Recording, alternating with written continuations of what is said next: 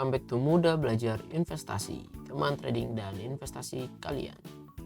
Bagaimana kabarnya teman-teman semua? Semoga baik-baik saja, sehat selalu. Lalu ini kita berjumpa lagi di video selanjutnya. Gue mau update IHSG. Kemarin kan kita harapkan koreksi ya sampai ke area 6.800 atau 900 dan bahkan kalau bisa di 6.700. Kemarin 23 Juni itu dia sudah sempat 6.745 dan sekarang udah beranjak naik, tapi beranjak naiknya juga masih low volume ya. Sekarang sebetulnya IHSG lagi konsolidasi, yang dimana penurunan IHSG menurut gue ini sangat sehat, sangat bagus karena volumenya lama-lama juga menurun. Kita tinggal lihat aja bagaimana ke depannya, apakah IHSG berhasil rebound atau tidak. Tapi kalau dilihat kayak sekarang ini ya, penurunan ini volume masih sangat kecil, jadi kayaknya masih konsolidasi dulu. Jadi teman-teman gak usah terburu-buru. Dan kalau misalnya kita ngelihat ya, di sini top stoknya gue lihat bahwa ada jualan banyak nih di Bank Mandiri dan juga BRI. Kita kupas ya satu-satu ya. Yang pertama kita mau lihat Bank Mandiri dulu. Nah, di sini kita lihat laporannya.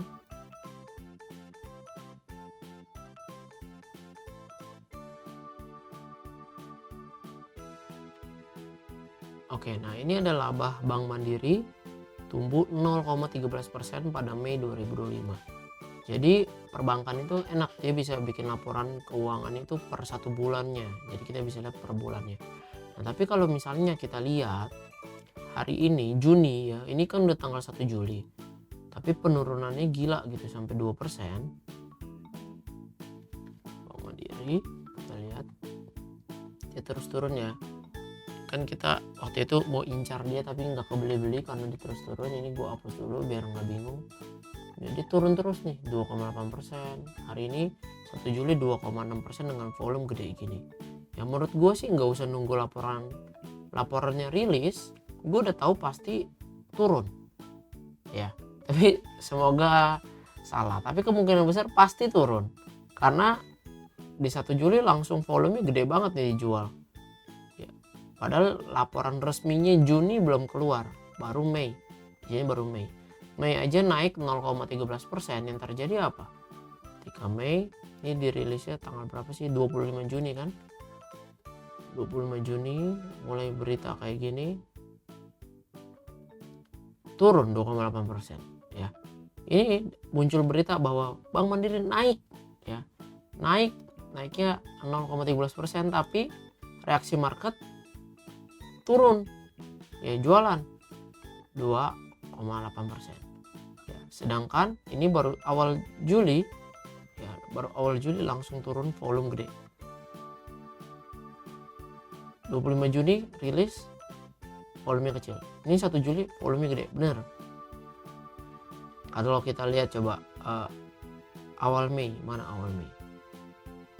Nah, di sini 30 April nggak ada nih ya, cuman minus 1%, tapi volume gede begini ternyata tumbuh. Coba teman-teman logika sederhana aja, ini 1 Juli volume gede begini, apakah kemungkinan besar kinerja Bank Mandiri tumbuh di bulan Juni? Sekalian kan nanti direkap dia quarter kedua ya, berarti April, Mei, Juni. Nah kalau misalnya kita ngeliat IHSG masih tertekan sama kinerja perbankan ini, yang dimana Bank Mandiri ini atau BMR ini downtrend, masih downtrend. Kemarin udah menunjukkan tanda-tanda reversal, makanya kita mau beli ya kan, kita mau beli. Nah kita mau beli gini, tapi ternyata dia nggak breakout. Jadi gua nggak akan beli kalau misalkan dia nggak breakout ya polanya. Ternyata dia malah konsolidasinya semakin lama semakin turun. Ya udah, kita nggak beli. Nah, kalau misalkan kita ngeliat foreign, Bank Mandiri, foreign ini jualan juga tuh. Hari ini 131 miliar dia jualan. Oke, nah kalau misalnya kita mau lihat bandarmologi juga hari ini, CC jualan ya, tapi YP malah yang ngambilin Mirai. Ya Mirai ini berarti kan retail ya, retail malah yang beliin Bank Mandiri terus. Oke, nah padahal CC pada jualan, itu foreign juga jualan. Dan menurut gua teman-teman jangan FOMO, wah mumpung murah jadi beli. Kapan sih masuk ke big bank? Menurut gua nanti tunggu ada foreign flow, karena perbankan kita lebih bergerak kalau misalnya ada foreign flow ya, ada foreign masuk gitu. Coba kita lihat satu lagi yang hari ini juga kena tekanan jual, itu Bank BRI. Kita lihat Bank BRI ya. Nah, Bank BRI juga sama, ini gua close dulu biar nggak bingung. Kan kita waktu itu juga udah analisa Bank BRI, kemungkinan besar dia bisa bikin inverted head and shoulders. Nah kita bikin shoulders kanannya, ternyata kejebol ya. Shoulders kan bisa kapanpun. Nah kita bisa adjust kayak gini. Apakah ini udah bottomnya? Ya terserah dia ya. Kita nggak bisa menebak-nebak. Oh beli sekarang ya 3.700. Gua sih nggak bakal beli sekarang 3.700, kecuali nanti ketika dia konsolidasi di bawah kayak gini terus dia ada breakout ya, breakout baru mungkin menarik buat kita beli gitu teman-teman. Tapi kalau yang sekarang masih belum menarik. Dan kalau misalnya kita ngelihat hari ini juga dia turun 1%, kemarinnya juga turun 2,3%. Volumenya menurut gua hari ini lebih kecil ya. Kita lihat volumenya lagi oke, menurut gua sangat oke karena koreksinya volumenya kecil di bawah 20 hari. Tapi kita lihat ya. Hari ini big distribusi yang jualan siapa? Ya GU, BB, BK. Nah, ini foreign pasti jualan nih punya. BK. Nah, foreign jualan 200 miliar. Kemarinnya 496 miliar foreign jualan BBRI. Nah, kalau kalian ya kita retail nampungin, ya mana bisa? Ya mana bisa? Ini jualannya dia itu bukan 200 miliar doang loh. Ini net loh ya. Jualannya dia tuh 444 miliar.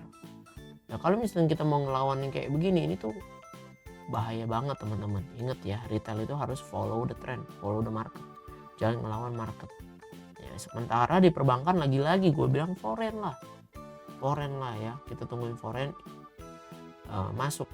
Nah sekarang lihat nih akumulasi AZ Sukor udah pasti retail, MG Semesta ya, ini retail big Semesta ini retail big ya. Jadi BBRI menurut gua masih wait and see, kita lihat dulu.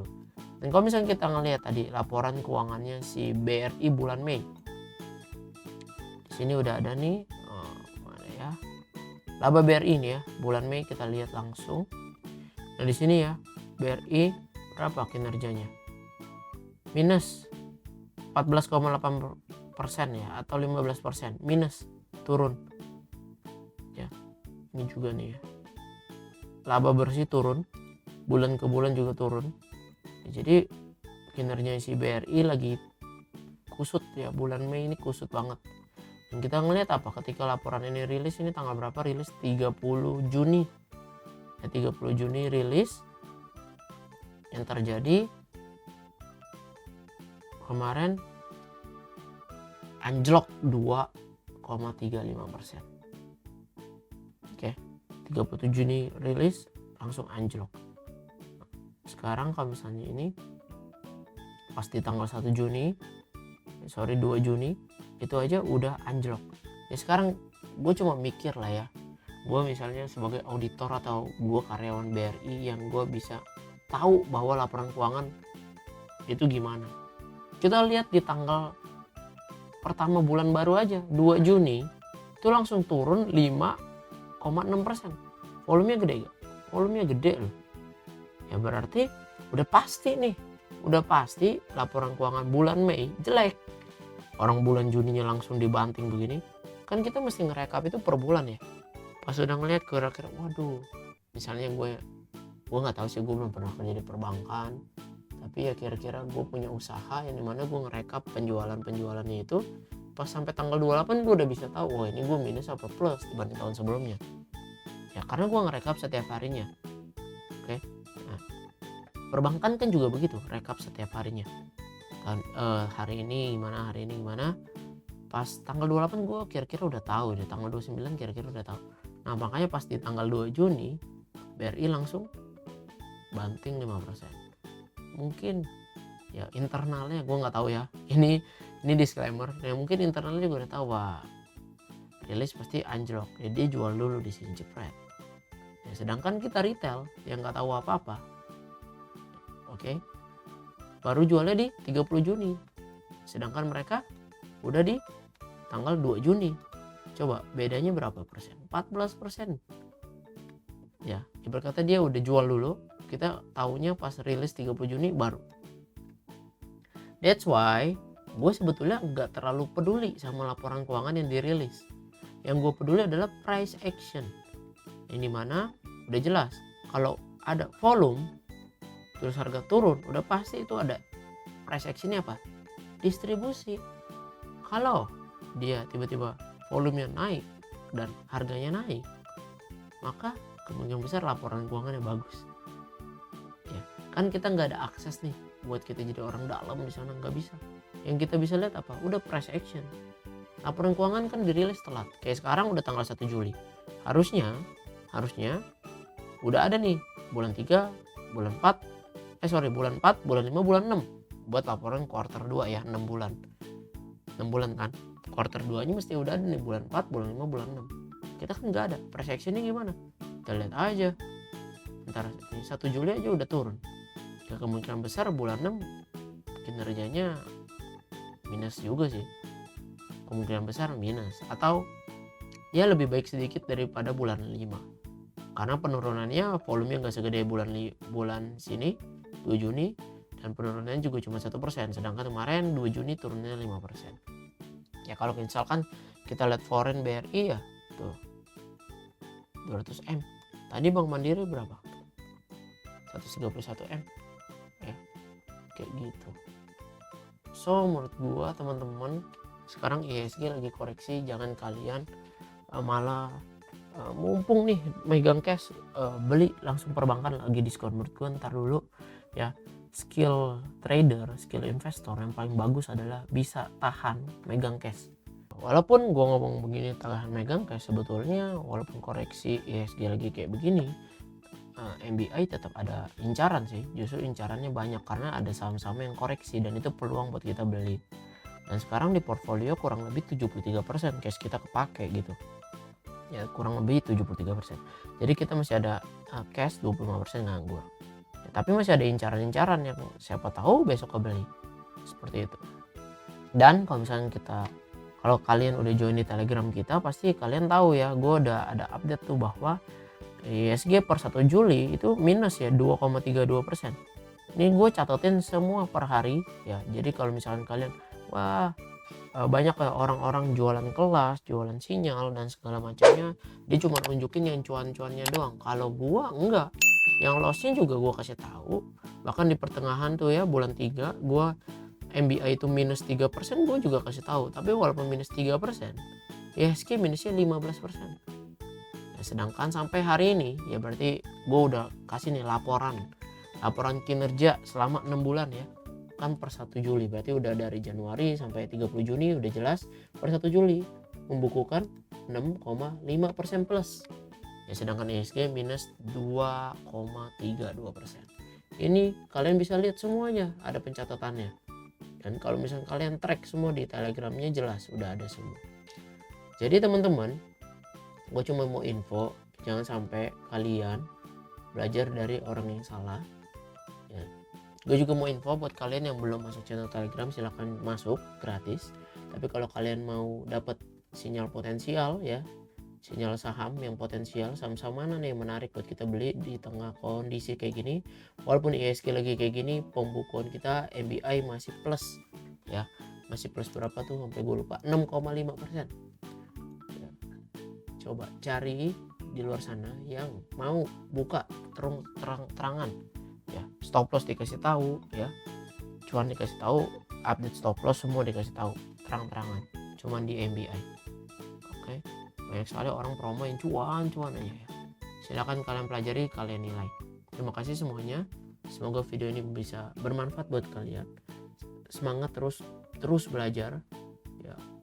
Karena kalau kita berhenti belajar, nanti kita dikasih pelajaran sama market.